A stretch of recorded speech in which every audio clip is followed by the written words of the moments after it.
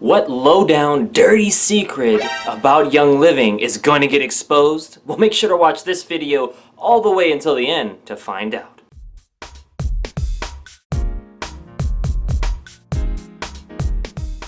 Hey, this is Lance McGowan with Essential Oils Me, and today we're going to cover a low-down and dirty little secret about Young Living and how it was exposed by a commenter on one of my videos, which was featured right here. There you go. And before we get into that commenter, make sure to smash the like button on this video if you learned something new, found it entertaining, or watched it all the way until the end. This helps the YouTube algorithm share it with more people like yourself. And if you didn't like this video, hey, that's okay. Let me know what was incomplete or inaccurate in the comment section below so I can make improvements in the future. And without further ado, let's get into what this multi-commenter had to say. And this is one of two commenters, and the other one's going to cover more about how Doterra is a little too expensive, and my thoughts on that as well. So more to come, stay tuned. But this commenter about Young Living said, if you look into YL or Young Living's farms, they are all native to their land. FrAnkincense is grown in Oman. Oh man, okay. Royal Hawaian Sandalwood in Hawaii, Jasmine from India, Eucalptus Radiata in Australia. I think YL people are tired of their competitors bashing. Alright, and it's very interesting to me how bashing is now being interpreted for speaking facts, telling the truth, covering information from both sides. And some people ask, hey Lance, why are you covering these videos? That's it right there. Number one, to get more perspective, to get more understanding, and to have a reasonable response when commenters like this leave their comments on my videos. She goes on to say, at a Doterra class, the teacher opened up with how much she hates YL and made 30 minutes about how bad YL is. It's as if the reps are taught to bash this company, and by all these videos, Lance just focuses on the negative content. Well, number one, to bash YL or Young Living for 30 minutes at a Doterra class, that doesn't seem reasonable at all. And at the same time, again, is bashing and negative equal to speaking facts, telling the truth? Because if it is, then that doesn't seem like a very accurate definition. Now, I understand that it can be interpreted as negative or bashing because it's not in favorable light of that company, but that also has to be recognized as is what they're saying complete and what they're saying accurate. And then I will say, if it's at a Doterra class, is it really relevant to the topic? I think it's something to acknowledge, to cover, like, hey, the founders and some reps from Young Living came out of there to start Doterra, and now Doterra is the largest, essential oil company in the world, and their quality, from what I've seen, is the best. And then go from there. But then you could also add, hey, it's up to you if you want to do more research on that, or I have additional resources if you need that after class. So that way you kind of leave it open-ended, but at least you address whatever specific question that was. Now if the person was just really pressing you like, well, what about this with Young Living, and what about this in Doterra, and I heard this and that, and you'd be like, hey, those are some great questions. If we have time in the end, I can cover those with you one-on-one. And then boom, and then you got that aspect covered with that person. And then if they continue to do that even after that, then I think that's more about a respect thing, and they can, be addressed or be asked to leave or something like that. So I think those are kind of like next level stuff with a particular class.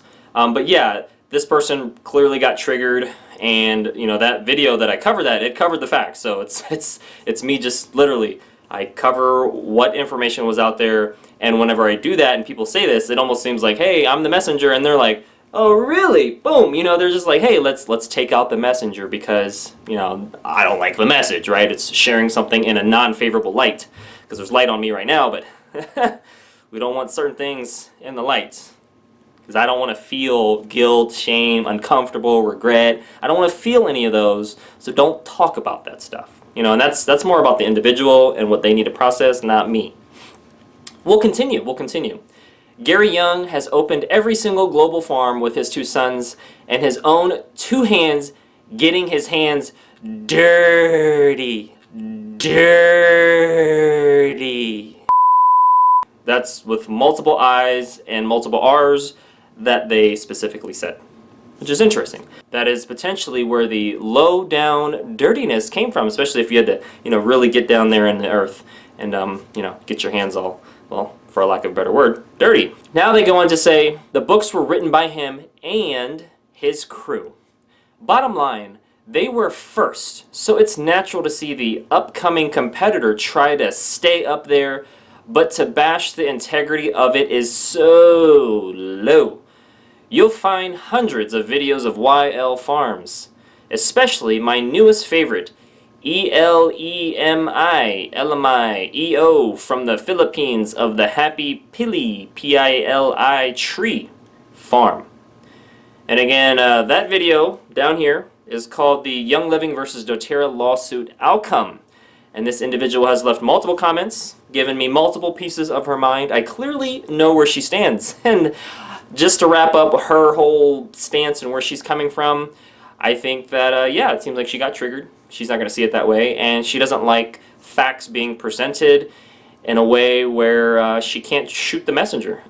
Because if you can shoot the messenger for saying facts that go against, you know, what you believe, then that makes it okay, right? But to present information, I think is bad. You know, it's like, and then that goes, you know, towards the whole thing that, especially with the media and social media, with regards to censorship on topics that go against the narrative, right? I mean, that's a whole nother topic. We're not going to get into that, but I will just say it also happens from an individual standpoint, whether it's with your family, with your significant other, with business partners, with coworkers, with your boss. Sometimes negative or bad information doesn't want to trickle up. It's best if it trickles down type of thing. And I think my perspective on a lot of things is, hey, yeah, how do you be respectful? How do you be tactful? But how do you keep it real, tell the truth, and be honest at the same time? How do we be brutally honest but exceedingly kind is my intent and my goal to help others gain perspective if they want it, which clearly they didn't want it. But at the same time, for others that appreciate it, I appreciate you appreciating it, and there you go. Now at this point, there's two main people that are watching this video. If you're not in Doterra already, but you're open to learning more about how to become a wholesale customer or wellness advocate, then my Natural Solutions for Your Health book on Amazon has been specifically designed for you. Investing in this step-by-step system will show me that you're serious about improving your quality of life and willing to take your health to the next level. If you're in Doterra already, then I've included other videos and book recommendations in the description area below when it comes to product education or growing your own business. Now, building on the last commenter, as well as what I just mentioned, the second commenter comes from this video right here, which you can check out, and she said, this video is too biased towards Doterra, and not practically. I've been using Doterra oils for over 5 years now. I am vegetarian, almost vegan, and my health is my priority. Alright, so whenever anybody mentions the word biased, I always encourage them to Google the term cognitive bias, which you can see right here, just in case there's any confusion on how to Google that. And I believe everyone needs to Google that because I have a cognitive bias. She has a cognitive bias, and even you have a cognitive bias. And really that's just a bias towards something you believe in, and it's important to be aware of that because everyone has it. The key is, are you aware of it? Can you be honest about it? And can you acknowledge, you know, the truth or the facts, you know, whether it be a kernel-sized piece to a watermelon piece and whatever anybody's saying so that an accurate conclusion can be had. But we'll continue here, and she says, spending all the money I have. That sounds like an exaggeration, but okay, here we go. On Doterra oils, could have bought me the same quality oils from a different company. Yes, there are those out there. For much less. More money towards my mounting divorce attorney bills. Alright, so now she's getting kind of deep on the personal side, which I understand. My dad, just to keep it real, had 5 kids from 4 different women and was married and divorced twice, and my mom is on her 5th marriage. So I've seen some stuff in life. So I can relate to this. I understand this. I'm not taking away anything from what she said, and I understand attorney bills can be high in many different ways. You got alimony, you got child support, you got lawyer fees, you got a lot of other stuff that is outside of the scope of this video, but I can relate to what she said. She goes on to say, and more towards other forms of self-care such as spas and massages, which I'm a fan of as well. So I get that. There's money, right?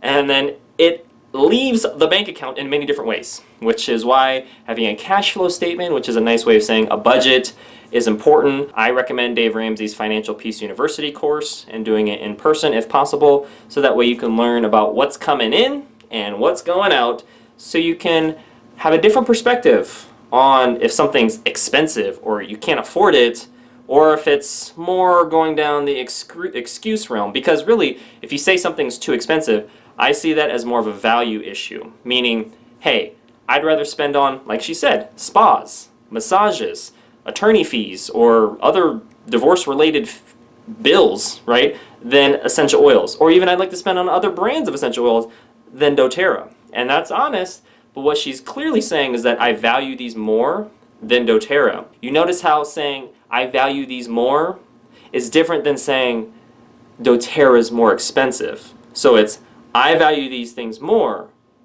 not necessarily Doterra is too expensive. Because did she do a price breakdown analysis of all the other products, retail versus wholesale, for size, 5 mil, 10 mil, 15 mil, whether you got the product for free or at a discount?